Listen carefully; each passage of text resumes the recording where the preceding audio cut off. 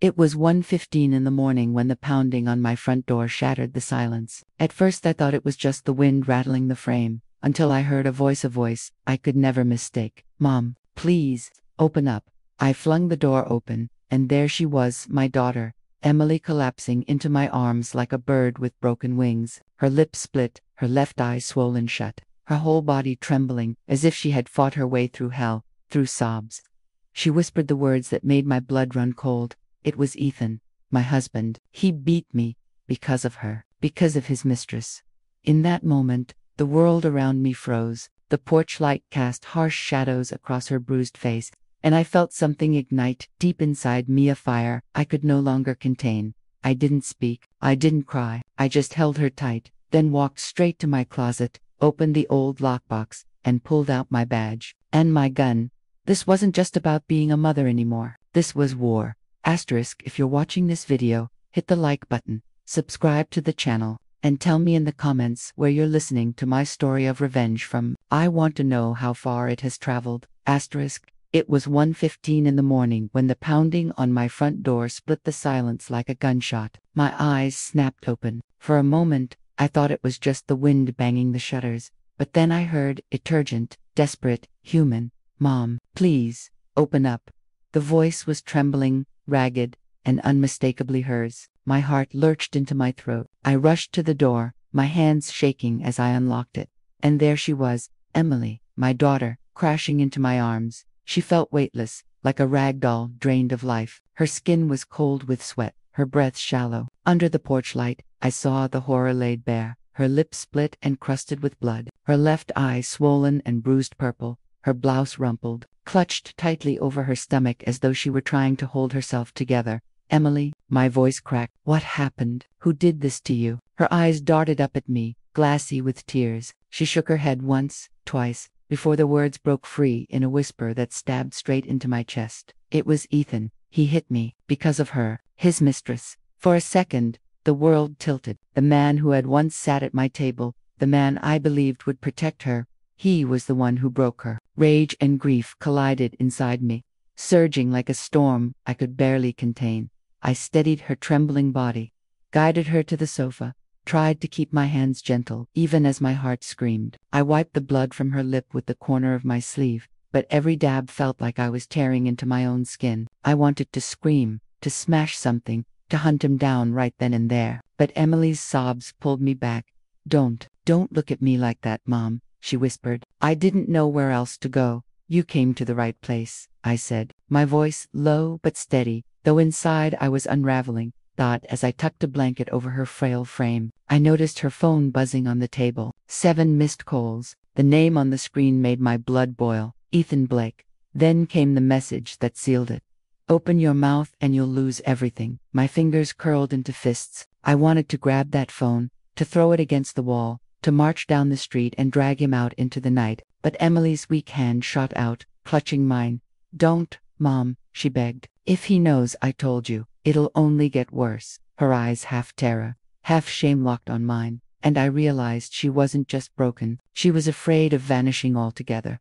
I kissed her forehead, forcing my fury down into the pit of my stomach. Then I stood, walked into the bedroom, and opened the old lockbox at the back of my closet. Inside lay my past life, my badge, my uniform, my sidearm. I picked up the cold steel, slid the magazine in, and whispered to myself, "This isn't just about Emily anymore. This is about justice." Margaret arms herself and declares war. The house was too quiet, broken only by the sound of Emily's ragged breathing. I wrapped her in a blanket and whispered, "Hold on, honey. We're going to the hospital." Her hand clutched mine, fragile and trembling. "No, Mom. If Ethan finds out." I squeezed her fingers. "He's already done enough. I won't let him finish what he started." My car was in the shop, brakes torn apart, so I called the only cab service still running at that hour. While we waited, I moved quickly, my old training kicking in. I pulled the camera from the drawer, kneeling beside Emily. "I need to document this," I murmured.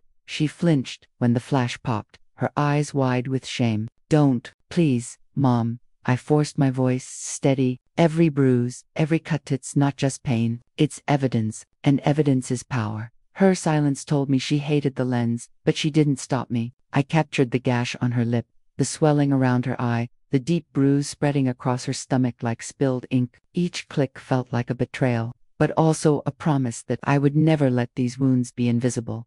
Headlights cut across the window. Our cab had arrived. I guided Emily outside, her body limp against mine, her face hidden beneath the blanket. The driver's eyes lingered on us in the rearview mirror, but he said nothing. Maybe he knew. Maybe he'd seen this before.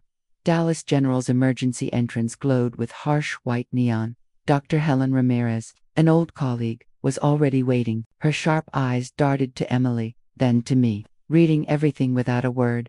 "Get her inside," she ordered the nurse, her voice low but urgent. I followed, my chest heavy, my mind a battlefield. On one side, the mother, breaking at the sight of her broken child. On the other, the cop, already building a case in her head. When they lifted Emily's blouse under the sterile lights, I had to grip the edge of the counter to stay upright. Black and purple bruises wrapped her ribs, angry and raw. Dr. Ramirez's face hardened. "We'll need possibly a CT scan. I need to rule out internal bleeding." I nodded, my jaw clenched, unable to trust my voice. While the nurse prepped Emily, her phone buzzed again on the table beside me. Another message lit the screen.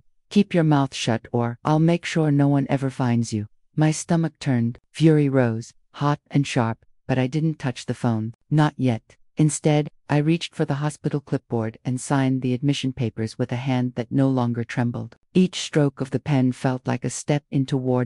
Because now, I wasn't just a mother, I was building a wall of proof, and Ethan Blake had no idea how high I intended to make it. Ethan's threats escalate even as Margaret begins gathering her first evidence at the hospital. The fluorescent lights of Dallas General buzzed overhead as I sat in the waiting area, Emily's phone heavy in my hands. She had drifted into a medicated sleep, but the screen wouldn't stop lighting up, one vile message after another flashing before my eyes. "Don't test me. If you open your mouth, you'll regret it. I own you." Each text was poison, dripping with control. My blood boiled, but beneath the fury lay a sharper, colder thought. These weren't just threats, they were evidence. I slipped the phone into an evidence bag I carried out of old habit, sealing it as though I were still on the force. The law was a weapon, and I intended to sharpen it. A voice startled me. "Mrs. Wilson." I looked up. It was Nurse Taylor, young, hesitant, glancing at Emily through the glass window. I overheard her whispering about being afraid to go home. "If you need me to testify later, I'll stand with you." I gripped her hand. "Thank you. That may save her life." The nurse's words sparked something in me. I needed allies. I couldn't fight this war alone. By morning, Emily was stable enough to rest at home. I drove her back, tucking her into bed, but sleep was far from me. I sat at the kitchen table, the house heavy with silence. My eyes landed on the neighbor's porch across the street. Mrs. Coleman, sharp-eyed, no-nonsense, always kept a camera mounted above her door. I grabbed my jacket and crossed the street. She answered before my knuckles touched the wood. "Margaret, I saw your daughter last night." "Is she?" "She's alive." I cut in, voice raw. "But I need your help." "Your Kamar did it catch anything?" Mrs. Coleman didn't hesitate. She fetched her phone, pulled up the footage, and there it was. Emily pounding on my door at 1:15 a.m., sobbing, broken. My chest tightened seeing it again, but my mind was steel. "May I have a copy?" I asked. She handed me a USB drive without a word. Then, leaning close, she whispered, "Ethan's been spending late nights at the Rusted Nail. He thinks people don't notice, but I do." The Rusted Nail, a bar where secrets traded hands more easily than cash. My pulse quickened. His habits were his weakness. I thanked her, clutching the USB like a lifeline. Back home, I plugged it into my laptop, the screen glowing in the dim kitchen. The footage played, Emily's weak fists against the door, her voice breaking the night. Tears blurred my vision, but I blinked them away. I wasn't just her mother tonight. I was her witness, her shield, and her executioner, if I had to be. As I copied the file, a shadow passed across the window. My breath caught. Someone was outside watching. Margaret realizes Ethan's men may already be tracking her as she gathers her first outside evidence. The Rusted Nail sat on the edge of town like a wound that refused to heal. Its neon sign flickered in sickly red, buzzing against the midnight air, drawing drunks and dealers like moths to a flame. I parked my old Ford 2 blocks away, killed the headlights, and waited. My hands gripped the steering wheel, slick with sweat. Emily's bruised face flashed in my mind, her whispered confession replaying again and again. Because of his mistress, my jaw tightened. Tonight, I needed to see the truth with my own eyes. At 11:47 p.m., a silver Dodge Ram pulled up outside the bar. Ethan climbed out, shoulders squared, arrogance oozing, even in the way he slammed the truck door. He scanned the lot as if daring anyone to challenge him. Then she appeared, Vanessa Cole, red dress clinging to her like fire, cigarette dangling from her fingers, her laughter slicing through the night. Ethan's lips curled into a smile as he wrapped an arm around her waist, pulling her close like they were royalty in their kingdom of smoke and cheap whiskey. My chest burned. Rage clawed at me, urging me to storm across the street, to drag him out by the collar, and show him what discipline really felt like. But I forced myself still. I was here for evidence, not vengeance. Not yet. I lifted the camera, the lens catching them in the bar's crimson glow. Click, her smirk pressed against his cheek. Click, his hand gripping her hip, his wedding band gleaming under neon light. Each flash froze them in betrayal, proof that Emily hadn't lied, proof the world couldn't ignore. They disappeared inside, swallowed by the thrum of bass and the haze of smoke. I slid lower in my seat, heart hammering, waiting. Every minute dragged, each shadow outside twisting my nerves tighter. When they finally stumbled out an hour later, Ethan was laughing, his voice too loud, too sure of himself. Vanessa leaned against him, tipsy but radiant, like a queen who believed the crown was hers. They didn't see me. They didn't even imagine I could be there. I snapped more shots as they climbed back into the truck. Ethan kissing her knuckles, Vanessa's head resting on his shoulder. The betrayal was complete, captured forever in pixels. But as I lowered the camera, headlights flared in my rearview mirror. A black sedan idled at the corner, its engine purring like a predator. My stomach dropped out. The sedan didn't move. Its windows were tinted, its presence deliberate, watching, waiting. I realized then that I wasn't the only one hunting tonight. Margaret sees a mysterious sedan watching her stakeout, hinting that Ethan already suspects and has eyes on her. Asterisk, asterisk, the black sedan's engine purred in the distance, low and steady, like a growl in the dark. I sat frozen in my truck, my pulse hammering against my ribs. For years, my instincts had kept me alive on the force, and right now, every alarm in my body screamed the same truth. I was being watched. I gripped the steering wheel, forcing myself to breathe. Don't panic, don't give them the satisfaction. Slowly, I pulled out of the lot, keeping my speed steady, my headlights dim. In the rear view, the sedan stayed put, but I knew it wasn't gone. It was patient. By the time I slipped into my driveway, the street was quiet, too quiet. I killed the engine and sat there for a moment, the night pressing down on me. In my mind, I saw Emily's swollen face, the bruises painted across her body. If they're watching me, they could be watching her too. That thought shoved me into motion. I locked every door, checked every window twice, then went straight to the bedroom and pulled out my phone. There was only one person I trusted enough to call at this hour, James Carter. A groggy voice answered after 2 rings. "It's Margaret," I said, my tone sharper than I intended. "We're starting the plan now." A pause, then the rustle of papers. James had always been quick, his lawyer's mind sharper than most detectives I'd known. "What do you have?" Photos of Ethan with Vanessa, video from Mrs. Coleman's camera, threats on Emily's phone, and bruised. James, the kind that tell stories all on their own. His voice steadied. "That's a foundation. But Margaret, if Ethan knows you're moving, he'll push back harder. You'll need more than evidence. You'll need protection." "I know," I whispered, my eyes drawn to the window, half expecting headlights to flare again. After hanging up, I dialed another number I hadn't called in years. It rang 3 times before a gruff voice picked up. "Roselle's commander," I said, the word strange on my tongue after so long. "It's Margaret Wilson." A beat of silence, then a sharp inhale. "Wilson, thought you swore off the badge." "I did," I said quietly, "but the fight found me anyway. My daughter's in danger." "Ethan Blake, you've heard the name." Another pause, heavier this time. "Yeah, man's been sloppy lately. Too much money moving through his pawn shop, too many friends at the Rusted Nail." My grip tightened on the phone. "Then you know why I need you." His sigh crackled through the line. "You're walking into a war, Margaret." "I don't care," I snapped. "I just need to know I'm not walking in alone." For the first time that night, a flicker of hope broke through the fear. I had allies now, a lawyer who could wield the law like a blade, and a commander who knew the streets Ethan thought he owned.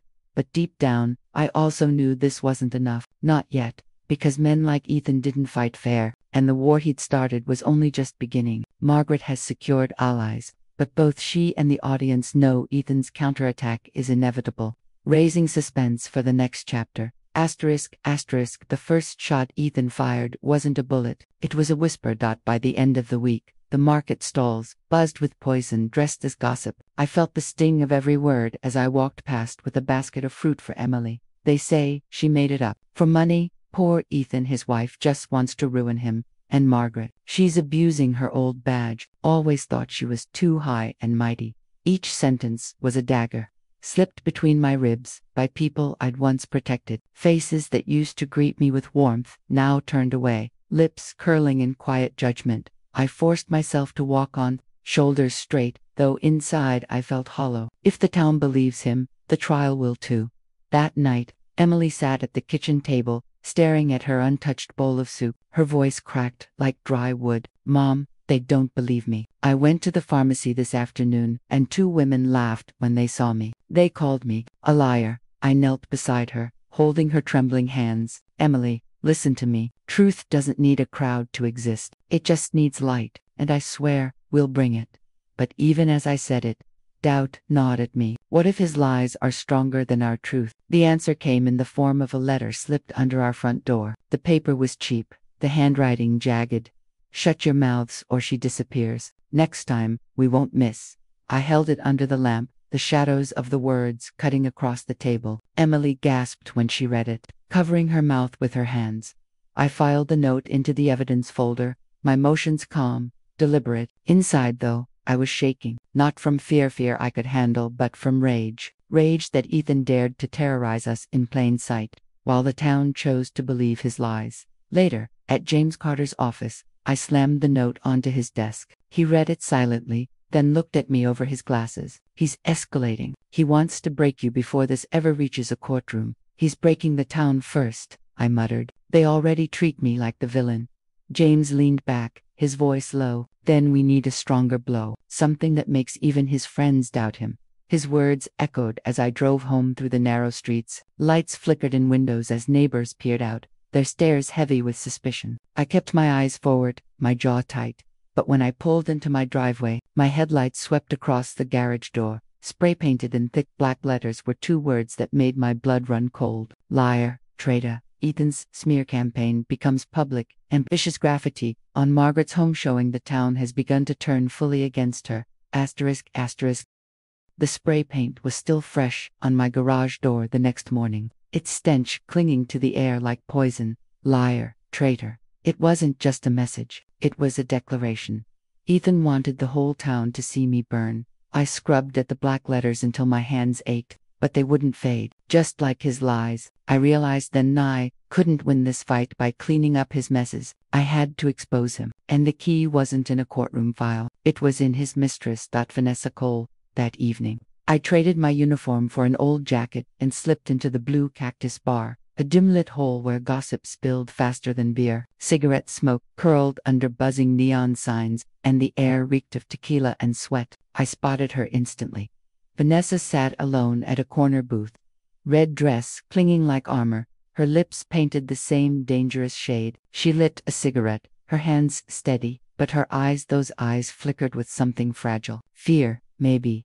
I approached slowly, each step echoing against the cracked tile floor. She looked up, surprise flashing across her face before she masked it with defiance. "Well, if it isn't the cop mother-in-law," she drawled, exhaling smoke in my direction. "What do you want? To lecture me?" I slid into the seat across from her, setting a plain envelope on the table. "No, I came to give you a choice." Her brows knitted, curiosity breaking through her bravado. She tapped the ash into a glass. "What's this? A threat?" "Evidence," I said calmly. "Bank records. Debts piling up in your name. Ethan promised to take care of you, didn't he? Promised you land, money, a future." I pushed the envelope closer. "But he forged my daughter's signature. He stole property that never belonged to him. And when he's done using you, he'll let you drown in debt." Vanessa's lips parted, but no words came. She snatched the papers, scanning them quickly, her painted nails trembling against the thin sheets. The crimson confidence in her cheeks drained away. You're lying, she whispered, though her voice cracked. Look at the numbers, I pressed, leaning forward. Ethan doesn't love you. He doesn't even see you. You're just another pawn in his game, and when he falls on, you'll fall with him, unless you tell the truth. For a long moment, the bar noise swallowed us. Vanessa crushed her cigarette in the ashtray, staring at the smoke curling upward. Her hand shook as she reached for her drink, downing it in a single gulp. Then her eyes met mine, wet, conflicted, but no longer hard. If I talk, he'll kill me. I held her gaze. If you stay silent, he'll destroy you anyway. She looked down, her nails digging into the envelope. I need time. I rose, sliding my badge onto the table just long enough for her to see it glint in the neon light. Time is running out. Vanessa, choose wisely. As I turned to leave, the door of the bar creaked open. Two men in leather jackets stepped inside, scanning the room with eyes like hawks. Ethan's men, and their gaze locked on me. Margaret's first attempt to sway. Vanessa is interrupted. Ethan's henchmen have found her at the bar. Asterisk, asterisk, the door banged shut behind them, rattling the dusty neon sign that read, cold beer, hot nights. Two of Ethan's men, thick-necked, leather jackets creaking as they moved, stalked inside with the kind of swagger that came from knowing the town was theirs. I froze for half a breath, then forced my body still, my hands steady on the table. Across from me, Vanessa's eyes widened. She reached for her glass, but her fingers trembled too much to lift it. The taller one spotted me first. His lips curled into a smile that wasn't a smile at all. Well, look who we have here. Officer Wilson, or should I say, ex-officer. My jaw clenched, but I didn't flinch. Still, a cop where it counts. He laughed, the sound low and ugly. Ethan says you've been sniffing around, taking pictures, talking to people you shouldn't. His gaze slid to Vanessa, lingering there. Guess you found yourself some company. Vanessa stiffened, her knuckles white around the envelope I'd given her. I could almost hear her heartbeat, fast and uneven. I leaned forward, lowering my voice, but sharpening every word like a blade. Tell Ethan's lapdogs this, if he thinks he can scare me. He's dumber than I thought. The shorter man stepped closer, his hand disappearing inside his jacket. The entire bar seemed to hold its breath. Slowly, I reached into my own coat pocket, not for my gun, not yet. Instead, I pulled out my badge, letting the dull light catch the metal. I slapped it down on the table so hard the glasses rattled.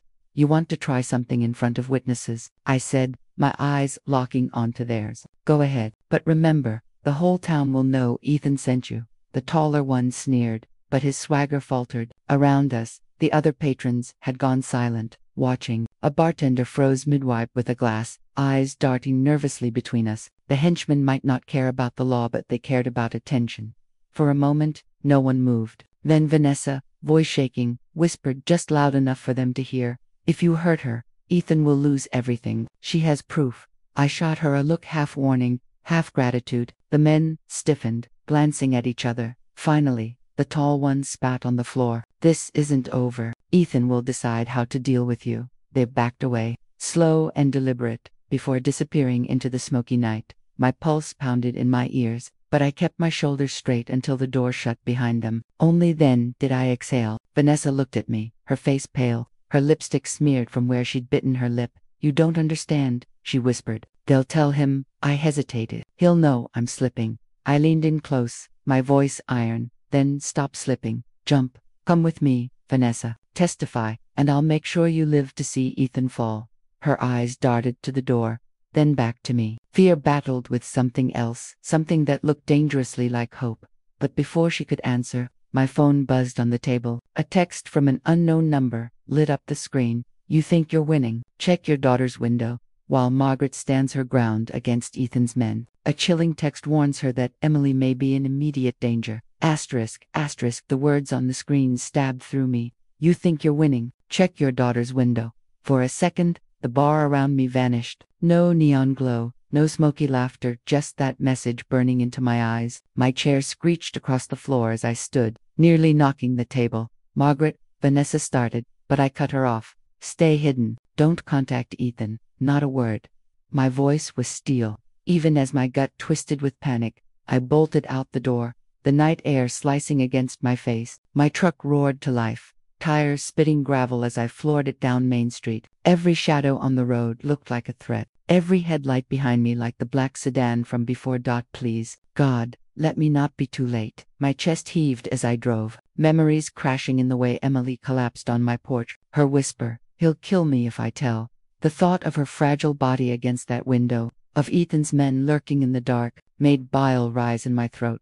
I gripped the wheel tighter, white-knuckled. Hold on, baby, just hold on. The neighborhood loomed ahead, street lamps casting pale circles on cracked pavement. My heart hammered as I turned onto my street and saw it. The upstairs light in Emily's room, which I'd left off, was glowing. I killed the engine 2 houses down and ran, boots slamming the concrete, lungs burning. The silence was wrong, too heavy, too deliberate. My hand went to the pistol holstered beneath my jacket. I reached the porch, breath ragged, and froze. The curtains upstairs shifted. Just a twitch, but enough. Someone was in there. "Emily," I hissed, pressing against the wall, scanning the shadows. No answer. Adrenaline drowned out everything. Fear, reason, exhaustion. Training took over. I slid the gun free, checked the chamber, and crept inside. The front door creaked, mocking my attempt at silence. The house smelled faintly of lavender from the candle Emily kept by her bed, but beneath it lingered something else, cigarette smoke, stale and intrusive. My stomach dropped. "Emily," my voice was low, controlled, but my heart was a drumbeat in my ears. No reply, just the tick of the old clock in the hall. I moved slowly, clearing each room, my flashlight beam slicing through the dark. Living room empty, kitchen empty. The silence pressed harder with every step toward the stairs. Then, a floorboard above me. I froze, pulse spiking. Someone was up there. I raised the gun, foot on the first step, when suddenly, "Mom," a scream, muffled, desperate, from upstairs. "Emily," I charged, the staircase groaning under my weight, the world narrowing into a tunnel of terror and fury. At the top, her door was half open, light spilling into the hallway. I shoved it wide and saw a figure, all in black, standing over my daughter's bed. Margaret bursts into Emily's room to find a dark figure looming over her, danger at its peak. The figure froze as the door slammed open, the lamplight carving his outline against Emily's trembling body. She was pressed into the corner of her bed, eyes wide, her mouth gagged with a strip of cloth. "Step away from her," I barked, gun raised, voice steady, though my pulse thundered in my ears. The man turned slowly, a black ski mask covering his face. His gloved hands were empty, raised half in mock surrender, but his stance screamed defiance. "Mrs. Wilson," he drawled, his voice low, rasping, "always sticking your nose where it doesn't belong." Hearing my name sent a chill down my spine. He knew me. He was no random intruder. He was Ethan's man. Emily whimpered, eyes pleading. I tightened my grip on the pistol. "Untie her now," he chuckled, tilting his head. "If I wanted her dead, she'd already be cold. Ethan just wants her quiet." The words were gasoline to the fire in my chest. "If you touch her again, you'll beg for a cell by the time I'm done with you." We stood in silence, the air heavy. Then his hand twitched toward his pocket. Instinct roared through me. I stepped forward, gun cocked, finger tight on the trigger. "Don't," I snapped. "One move, and I swear you won't leave this room." For a heartbeat, neither of us breathed. Then, from behind his mask, I saw it, the flicker of hesitation. He wasn't ready to die for Ethan. Not tonight. He slowly raised both hands higher, backing toward the window. "You think this ends here? Ethan owns this town. He owns the story. By the time you drag me in, half your neighbors will be spitting at you. Then I'll drag him down piece by piece." I shot back. "And you with him." With a sudden shove, he kicked the nightstand, knocking the lamp to the floor. The room plunged into darkness, Emily's scream slicing through it. I lunged forward, my shoulder colliding with his chest. We grappled, crashing into the dresser, the sound of splintering wood exploding around us. He swung, his fist grazing my jaw, but I slammed my elbow into his ribs, forcing the breath out of him. "Mom," Emily cried, muffled by the gag. In the chaos, he tore free, hurling himself toward the window. Glass shattered as he dove through, vanishing into the night like a phantom. I rushed to Emily, yanking the gag away, pulling her into my arms. She clung to me, sobbing, her body trembling so violently it felt like my own bones were shaking. I kissed her forehead, breath ragged. "You're safe, baby. I've got you." But as I held her, my gaze drifted to the broken window, shards glittering under the moonlight. The figure was gone, but his words lingered. echoing in my skull. Ethan owns this town. For the first time, I realized this wasn't just about bruises or threats, it was war in the open. And tonight was only the beginning. Margaret saved Emily from the intruder, but the escape leaves a chilling reminder. Ethan's reach is everywhere, and the war has escalated beyond their home. **** By dawn, the shards of broken glass still littered Emily's floor, catching the pale sunlight like jagged reminders of how close I'd come to losing her. She slept fitfully in my room, curled beneath layers of blankets, a tremor still running through her body.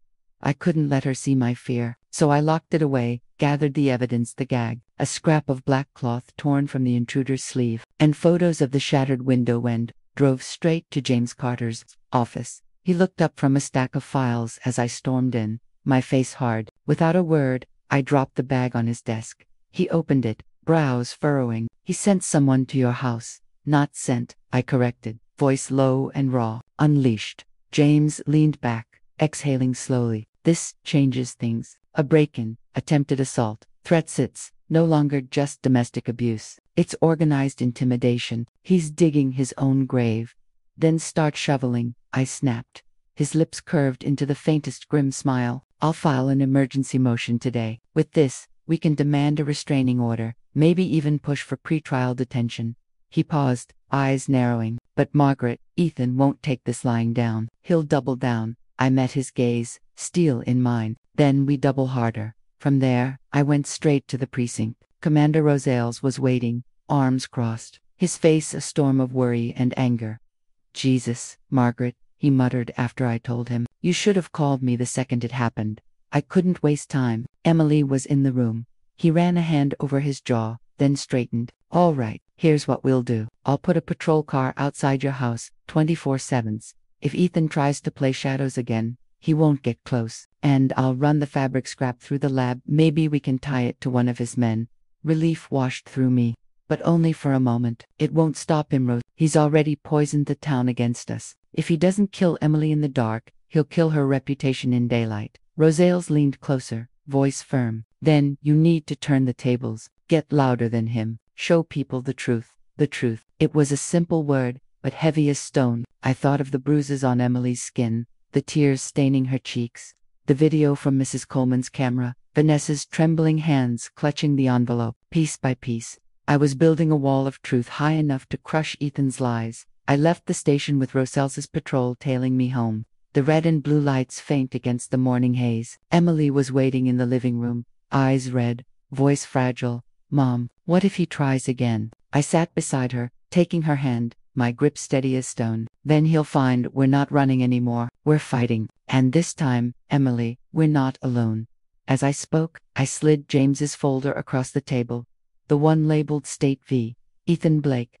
The war was no longer in the shadows, it was coming into the light. Margaret has secured both legal and police backing, but Ethan's retaliation looms larger than ever, setting the stage for the courtroom showdown. The courthouse buzzed like a beehive, every bench filled, every whisper thick with doubt and curiosity. This wasn't just a trial anymore, it was a spectacle. Ethan Blake sat at the defense table, smug in a pressed suit, his lawyer whispering in his ear, but the cocky tilt of his jaw couldn't hide the faint twitch at his temple. He knew the walls were closing in. James Carter rose first, voice ringing with precision. "Your Honor, today we bring the truth into the light." He laid out each piece of evidence, the photos of Emily's bruises, Dr. Figueroa's medical reports, Mrs. Coleman's security footage of Emily pounding on the door at 1:15 a.m., and finally the threatening text messages. Each exhibit was projected for the jury, each gasp from the crowd striking deeper into Ethan's armor. Then came Vanessa. She walked to the stand in a plain black dress, her red lipstick gone, her voice trembling but steady. "Ethan promised me land he stole by forging his wife's signature. He told me if Emily spoke out, he'd make her disappear. I was wrong to believe him, but I won't lie for him anymore." The room erupted in murmurs. Ethan shot up from his chair, fury distorting his features. "You liar! You order!" Judge Harlan thundered, gavel slamming. Ethan was forced to sit, his face flushed crimson. Finally, it was my turn. I stepped to the stand, my badge heavy in my pocket but my voice clear. "I am not here as an officer. I am here as a mother." Ethan Blake broke my daughter's body, tried to break her spirit, and poisoned this town with lies. But no man, no matter how loud, no matter how cruel, can erase the truth. The silence that followed was thick, unyielding. For the first time, I saw fear in Ethan's eyes. When Judge Harlan delivered the ruling protective order granted, assets frozen, charges of fraud and domestic assault moved to trial, applause rippled through the crowd. Ethan slumped, shackled, his empire collapsing in plain sight. I left the courtroom with Emily's hand in mine, the sunlight spilling over us. For the first time in months, her smile returned, fragile but real. Justice hadn't healed every wound, but it had given us something to start with. Hope. Ethan is publicly exposed and restrained by law. Margaret's truth triumphs before the whole town. The weeks after the verdict felt strangely quiet. Ethan's voice no longer haunted our nights, and his shadow no longer darkened our windows. Yet inside our home, silence wasn't peace, it was healing. Emily still woke some nights in a cold sweat, clutching my hand like a child, but each dawn brought her strength back piece by piece. I often found myself staring at the broken window we had replaced, the new glass catching the morning sun. It reminded me that scars remain, but so does light. And here is what I've learned, not just as a mother, not just as a cop, but as a woman who refused to be silent. Violence thrives in shadows, in the silence of victims too afraid to speak. But the moment truth steps into the light, lies crumble. The story you've just heard has been changed in names and places too. Protect the identity of the people involved. If you're watching this, maybe you know someone like Emily, or maybe you are someone like her. Please, don't carry the burden alone. There is always a way forward, always someone who will stand with you. Now, I want to hear from you. If you were in my shoes, would you have fought back, or stayed silent to keep the peace? Leave your thoughts in the comments. Your voice matters. And if this story reached you, share. You never know whose life your words might save. God always blesses, and I am convinced that courage leads us to better days. Meanwhile, on the final screen, I leave you with two of the channel's most beloved stories. I'm sure they will surprise you. Because justice doesn't end in a courtroom. It begins when we decide not to look away.